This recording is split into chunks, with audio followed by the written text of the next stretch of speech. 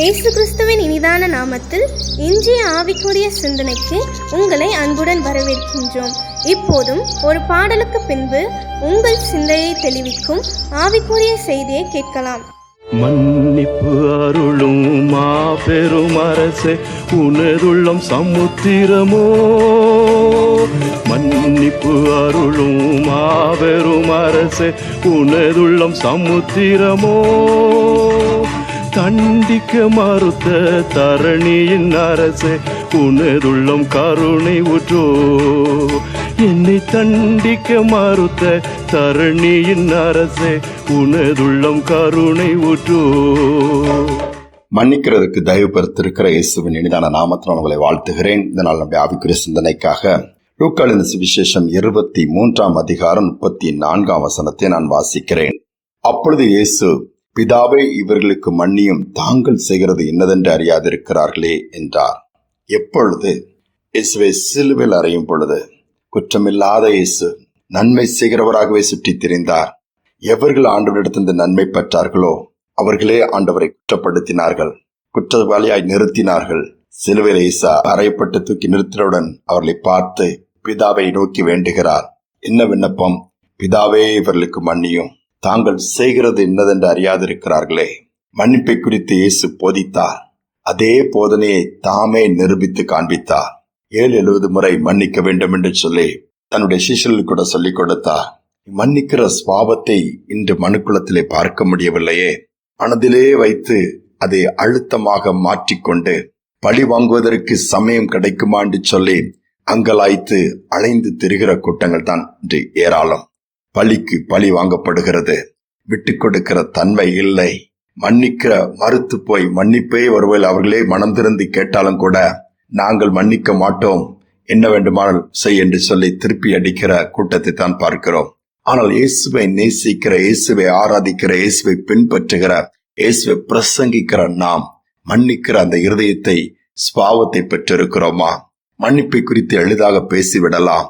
ஆனால் அந்த மன்னிக்கிற ஸ்பாவத்தை நமக்கு கர்த்தர் கொடுக்க விரும்புகிறார். அதை பெற்றிருக்கிறோமா? அதுதான் முக்கியம். நாம் மன்னிக்கும் பொழுது நம்முடைய பாவங்கள் நமக்கு மன்னிக்கப்படுகிறது. நம்முடைய பாவங்கள் மன்னிக்கப்பட வேண்டும் என்று சொன்னால் நமக்கு விரோதமாய் செய்த நபர்களை, செய்த காரியங்களை நாம் மன்னிப்போம். ஒருவேளை நாம் மற்றவர்களுக்கு விரோதமாய் காரியங்களை செய்யும் பொழுது, நாம் உணர்த்தப்படும் பொழுது போய் மன்னிப்பு கேட்போம். அவர்கள் ஏற்றுக்கொள்கிறார்களோ இல்லையோ, மன்னிக்கிறார்களோ இல்லையோ, அதை கேட்க வேண்டிய கடமை நமக்கு உண்டு. நீங்கள் அதை செய்து பார்ப்பீர்கள் என்று சொன்னால் இருதயத்தில் ஒரு பெரிய சமாதானம் உங்களுக்குள் உண்டாகும். ஒரு கொலை குற்றவாளியை சந்திக்கும்படி ஒரு பெண் சிறைச்சாலைக்கு போகிறாள். வாயிலே தடுத்து நிறுத்தப்படுகிறாள். அவளுடைய கைகளிலோ பழங்கள், நல்ல இனிய பலகாரங்கள் எல்லாம் இருக்கிறது. யாரை நீ பார்க்க வேண்டும்? குறிப்பிட்ட ஒரு கைதியின் பெயரை சொல்லுகிறாள். அவரை நான் பார்க்க வேண்டும். முடியாது என்று சொல்கிறார்கள். தயவு செய்து நீங்கள் அனுமதிக்க வேண்டும் என்று சொல்லி கேட்கும் பொழுது அந்த சிறை அதிகாரிகள் அனுமதி கொடுக்கிறார்கள். உள்ளே போகிறாள். அவனை பார்க்கிறாள். அவன் கொடிய குற்றம் புரிந்த கொலை குற்றவாளி. அவனுக்கு நியமிக்கப்பட்டதோ மரண தண்டனை. அவன் செய்த குற்றங்கள் எல்லாம் நிரூபிக்கப்பட்டு விட்டது. அவன் அங்கு இருக்கும் பொழுது இந்த பெண் போய் இந்த எல்லா பொருட்களையும் பல வகைகளை கொடுக்கிறான். அவன் அதை அப்படியே வாங்க மறுத்து, நீ யார்? நீ ஏன் என்னை பார்க்க வேண்டும் என்று சொல்லுங்கும் போது அமைதியாக அவள் சிரித்த முகத்தோடு சொல்லுகிறாள், நீ நான் யார் என்று உனக்கு தெரியவில்லையா? என் கணவனை சில வருடங்களுக்கு முன்பாக கொலை செய்தாயே, அவருடைய மனைவிதான் நான். உன்னை நான் நேசிக்கிறேன். உன்னுடைய பாவங்கள் எல்லாவற்றையும், செய்த காரியங்கள் எல்லாவற்றையும் நான் மன்னித்து விட்டேன். இயேசு எனக்கு அப்படிப்பட்ட ஒரு இருதயத்தை கொடுத்திருக்கிறார். நான் உன்னை வந்து சந்திக்க வந்ததின் நோக்கமே உன்னை பழி வாங்குவதற்காக அல்ல, உன்னை விடமாட்டேன் என்று சொல்வதற்காக அல்ல, உனக்கு தண்டனை கிடைத்து விட்டதனால் எனக்கு சந்தோஷம் என்று சொல்லுவதற்காகவும் அல்ல. நான் உன் குற்றங்களை மன்னித்து விட்டேன். நீயும் அந்த இயேசுவிடம் மன்னிப்பை பெற்றுக்கொள். இம்மைக்குரிய வாழ்க்கை நீ இழந்தாலும் மறுமைக்குரிய வாழ்க்கை நீ பெற்றுக்கொள்ள வேண்டும் என்கிற அந்த நற்செய்தியை சொல்லதான் வந்திருக்கிறேன். இவைகளை தயவு செய்து ஏற்றுக்கொள் என்று சொன்னாராம். அவனுடைய உள்ளம் உடைந்தது. என்ன சொல்லுவதுன்னு அவனுக்கு தெரியவில்லை. அவனுடைய வாழ்க்கையின் எல்லா செய்த காரியங்களை நினைத்து அழுதான், முட்டினான், மோதினான். ஆண்டவரை நோக்கி பார்க்க ஆரம்பித்தானாம். யோசித்து பாருங்கள். இதை பார்த்து கொண்ட அதிகாரிகள் எல்லாம் வியந்து போய்விட்டார்களாம்.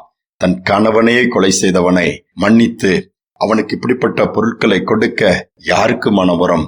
பெண்ணுக்கு வந்திருக்கிறதே. யோசிக்கும் பொழுது அவர்களை பார்த்தும் அந்த பெண் சொன்னாலாம், நான் இயேசுவை நேசிக்கிறேன். இயேசு என்னோடு கூட இருக்கிறார். என்னோடு கூட அவர் இருக்கும் பொழுது அவருடைய சுபாவம் என் மூலமாய் வெளிப்படுமே, வெளிப்படாமல் எப்படி இருக்க முடியும் என்று சொல்லிவிட்டு புறப்பட்டு போனாலாம்.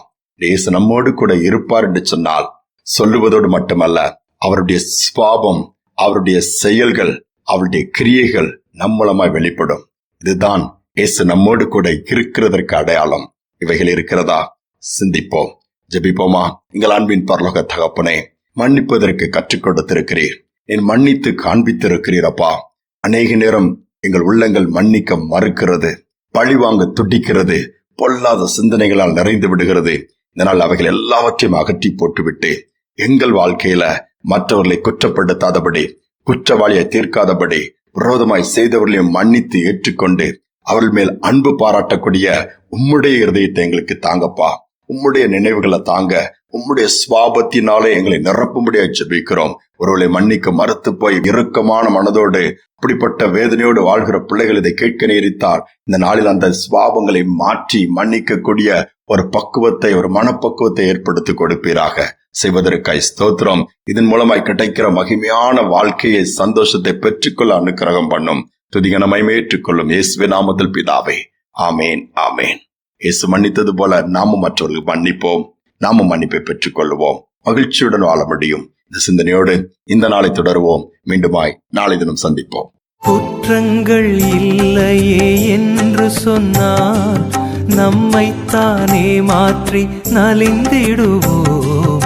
குற்றங்கள் அனைத்தையும் எடுத்து வைத்தால் தேவன் குற்றத்தை மன்னித்து வாழ்வளிப்பார். மன்னிப்பு மன்னிப்பு மன்னிப்பு தேவா, மன்னிப்பு மன்னிப்பு தாருமே இறைவா, மன்னிப்பு தாருமே இறைவா.